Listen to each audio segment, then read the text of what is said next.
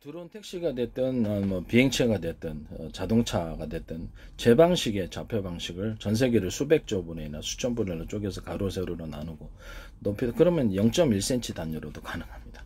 위로도 1cm 단위로 적층해서 숫자적인 수학적인 계산이니까 그런 식으로 좌표 방식을 삼고 또 자신을 기점으로 해서 전파를 싸가지고 사전 좌표 방식 자신에게 사전 좌표 방식으로는 어디 비행체다 그러면 드론이다 어디 있다라는 것을 위치 인식을 하고 목표물 이렇게 적기다 이렇게 목표 이렇게 있잖아요. 그러면 전파를 싸가지고 상대방과 나의 거리를 계산해서 상대방이 어떤 지점 좌표에 있고 또 어떤 지점 좌표로 이동하고 있다라는 것을 나오는 것.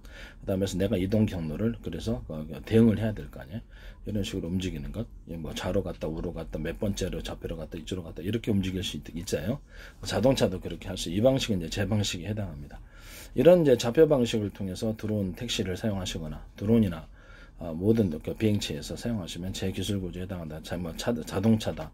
뭐 배에서도 마찬가지고요. 배에서 잠수함도 마찬가지입니다. 잠수함 같은 데도 이것도 다 쓸 수 있는 좌표 방식입니다. 어군 탐지하거나 이건 좌표 방식이 다 들어가면 제 기술 구조다. 이런 지도를 만드실 때 이런 뭐 이렇게 구글 지도도 있고 뭐 이렇게 네이버 지도도 있고 지도 만드실 때 이런 좌표 방식을 따르시면 제 기술 구조 제 구조에 해당하게 되겠습니다. 위성 같은 것도 우주 연공으로 확대해가지고 우주 연공도 지구의 상공에 있는 어떤 좌표, 고정 좌표에 있는 위성도 정확히 좌표를 표시할 수 있고, 그쵸? 예, 그래서 전파를 쏠 때도 정확히 쏠 수 있겠죠. 또는 목표로 해가지고 공격 무기로 공격해서 요격을 할 때도 좋고, 좌표 방식으로 우주도 확대할 수 있다. 달도, 화성도, 별도 똑같은 방식으로 할 수 있다. 단지 수학적인 계산이다. 여기다 시설물을 설치하거나 그렇게 하지 않는다. 너무 쉽다라는 거죠. 그죠?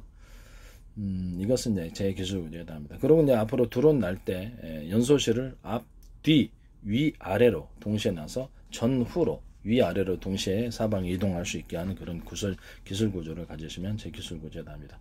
사선으로 분사해서 비행체를 초공동 오래처럼 약간 비행체를 무게가 밑으로 내리는 브레이크 현상을 일으키기 때문에 무게를 위로 돌려주고 속도를 앞으로 나가게 하는 양력과 추력을 동시에 일으키는 이런 기술 구조. 그것이 연료 분사 방식이든 연료 불꽃 분사 방식이든 아니면 그 프로펠러 방식이든 어떤 방식이든 간에 이거를 하시면 제 기술 구조에 해당합니다.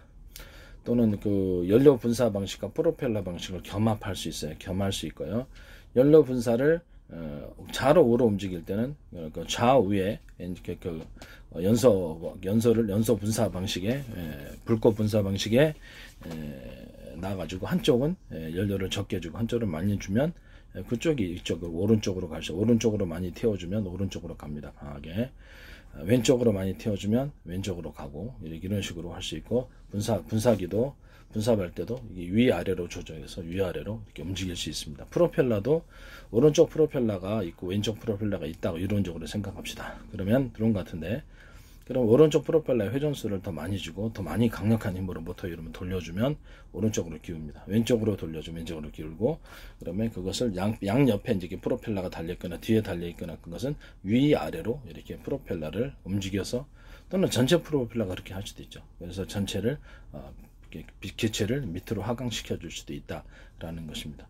이렇게 연료 분사 방식은 앞에서 쏘는 것을 앞에 쏘는 연소실 분사 방식이 있고 뒤에 쏘는 연소실 불꽃 분사 방식이 있고 위아래도 동시에 있다 그러면 한쪽을 끄고 한쪽으로 다른 쪽으로 가면은 앞으로 뒤로 자유롭게 위아래도 움직일 수 있겠죠. 이런 방식의 움직이는 방식도 제 기술 구조에 해당합니다. 모타 부분에 서로 두께가 틀린 연구 자석을 여러 개 겹쳐서 넣는 경우 모타 부분에 서로 굵기가 틀린 구리선을 배치해서 펄스 방식으로 전기가 움직일 수 있게 하는 경우 또는 그거를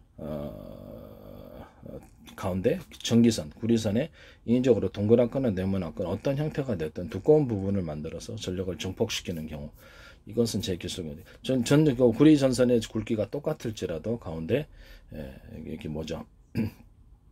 두께가 틀린 부분을 인위적으로 만들어서 전력을 증폭시키는 구조 이것도 제 기술 구조에 해당한다는 걸 말씀을 드립니다.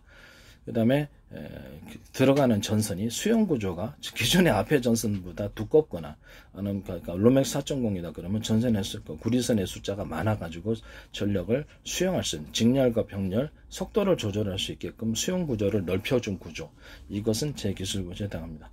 로맥스 4.0이다 그러면 굵기가 똑같은 구리선이 들어가서 펄스 방식으로 바뀝니다. 또는 로맥스 4.0이다 그러면 이것을 5개 다 배치했다, 수용 구조를 배치했다 그러면 5개, 6개, 7개도 할 수 있겠죠. 전력을 많이 받아들일 수 있는 수용 구조를 만들었다. 그럼 그 구조 원리가 저에게 해당합니다. 또는 그거를 서로 굵기가 틀린 구리선을 7개 배치해 놓을 수도 있겠죠. 이러면 이것도 또 펄스 방식이지만 좀 더 강력한 펄스 방식. 그래서 전기가 파워가 세집니다. 이런 방식의 펄스 방식의 전기 수용 구조는 제가 앞에 전선보다도 훨씬 두껍거나 아니면 똑같은 굵기라면 숫자가 많은 거죠. 이런 수용 구조를 만드시는 것은 제 기술 구조입니다. 다른 데서는 설명 안 했는데 내가 어떻게 알겠어요? 내가 만들었으니까. 이거 사용하게 돼 있습니다. 이거 반도체에도 이제 이런 방식으로 전기 수용 구조를 만들거나 신호 수용 구조를 만드시면 제 기술 구조에 해당합니다. 펄스 방식의 전기선을 통해서 펄스 방식의 파동 방식의 전기를 구현한 것, 이것은 저기의 기조에 해당합니다. 안테나를 통하지 않고 단순한 전기선만으로도 전파를 생성할 수 있는 이런 방식은 제 기술 구조에 의거합니다. 이것을 도둑질하지 마세요. 아이디어, 이것도 수십조, 수백조의 기술일 수도 있는데 그걸 도둑질하시면 이게 문제가 큽니다. 100억만 훔쳐도 큰 도둑인데 도둑질과 강도질을 통해서 미국의 보편적 가치를 전 세계에 설명할 수 없고 리더십이 형성될 수 없습니다. 누구나 다 쓸 수 있거든요. 도둑질을 하면 공개기술로 가면 문제가 커지죠. 어쨌든 간에 뭐 공급자가 너도 나도 국가 차원에서 다 만들어버린 우리나라가 수출 구조는 일본도 마찬가지겠죠. 대만도 납품할 데가 없어요. 다 저가 중가 시장이라도 뭐 가전도 만들어, TV 만들어버리고 반도체도 만들겠죠. 그 다음에 드론도 다 만들고 군사무기도 만들면 군사적인 우위도 없어지게 되는 거고, 우리나라가 수출할 데가 없어요. 우리나라는 그냥 망하는 구조입니다. 그럼 미달러 체계 붕괴로 간다는 것을 다시 한번 말씀을 드립니다. 미국도 지적재산권을 형성할 만한 기술 우위가 없을 겁니다. 인텔이든 뭐 구글이든 아니면 뭐 애플이든 퀄컴이든 ARM이든 모든 반도체 회사들 제가 안 쓸 수가 없습니다. 쓸 수밖에 없기 때문에 하는 선입니다. 기술 도둑질을 통해서 하지 마세요. 지적재산권은 앞으로 미국의 중요한 무기가 될 텐데 스스로 무기를 포기하고 무역적자, 재정적자 심화되어서 미달러 붕괴 예상합니다. 미국은 공개 기술로 갔을 때 전쟁에 이길 수 없습니다. 전쟁을 하기에도 선출 대통령이 사생기 결단하고 뭐 어떤 나라 중국에 이렇게 핵전쟁한테 말이 안 된다고 저는 생각합니다. 미국 국민이 그런 대통령 끌어내지 않을 수가 없을 겁니다. 다시 한번 말씀을 드립니다만 무역전쟁을 통해서 만약에 하시고자 하실 때 세관에서 통과를 시키지 않는 지적장 일본은 합법적으로 차단시킬 수 있습니다. 그걸로 승리할 수 있습니다. 기술 우위를 정당한 돈을 두고 정당한 권리를 확보하시는 것이 올바른 방법입니다. 그것이 진정한 지적재산권 리더십을 가지고 전 세계를 리더할 수 있습니다. 알았습니까? 그게 다시 한번 말씀을 드립니다. 도둑질과 강도질이 미국의 보편적인 전 세계에 강요할 수 있는 보편적 가치가 될 수 없다. 자신이 어떤 누구든 자신이 도둑놈이고 자신의 강도질을 했는데 다른 사람에게 보편적인 뭐 정의를 외치면서 도둑질, 강도질을 갖다 하지 말라고 하는 무것만큼 나는 쓰고 너는 쓰지 말아라. 공개적인 기술인데 그게 어디 있습니까?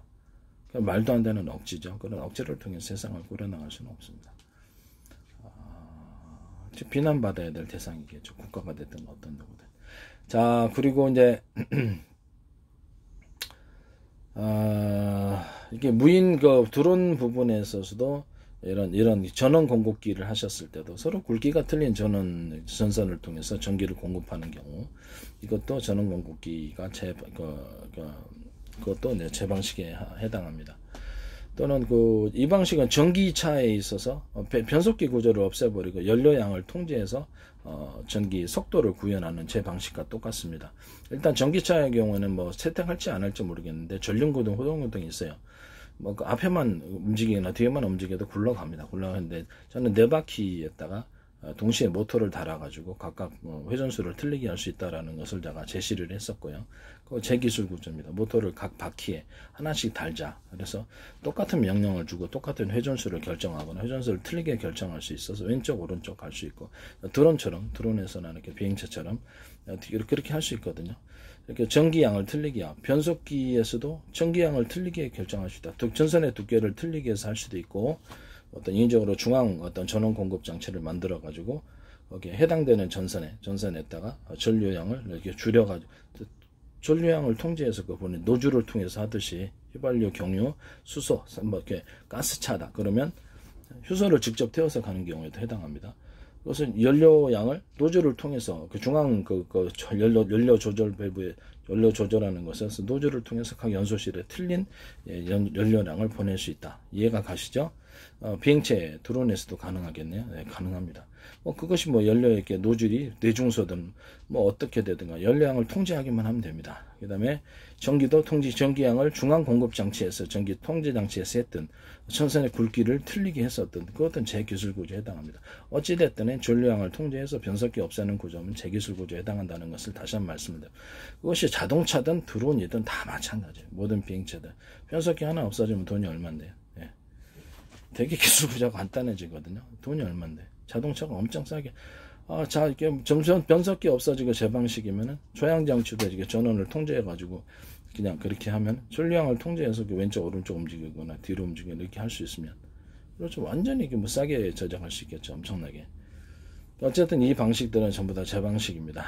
지적재산권을 도둑질하고 강도질해서 국가가 주도해서 한다. 그런 나라는 치탄받아야 마땅합니다. 리더십이 없어져야지 당연한 것이라고 생각. 그런 나라가 어떻게 전 세계를 리더하겠습니까? 그런 정치인은 탄핵받아야 마땅합니다. 그렇죠? 그런 국가 정자 앞에 정치인이 나서가지고 정치인이나 유력한 정치인이 나타나가지고 기업들에게 도둑질을 직접재산권 도둑질을 지시를 한다. 또는 그걸 방치를 한다. 그 자체가 매우 황당한 상황이라고 생각합니다. 미국은 지적재산권 법이 있어요. 세관에서 통과시키지 않아요. 처벌의 법이 있습니다. 그 법을 스스로 위법화라고 지시한다는 것 자체가 너무 황당한 건 위법 사건입니다. 그래서 대통령이 아니라 어떤 총리다, 어떤 나라의 수장들이 있잖아요. 수장들이 있고 의원이 있고 정치인들, 공무원들 위법화하는 위법을 강조를 하는 거죠. 나중에 문제가 안 되겠습니까? 그래서 문제가 될 수밖에 없습니다. 위법, 형사적인 문제가 해당될 수 있다는 것을 말씀을 드립니다. 위법하게 된다는 거죠. 그것을 불법을 지시를 했기 때문에. 그죠? 불법을 지시하면 위법입니까?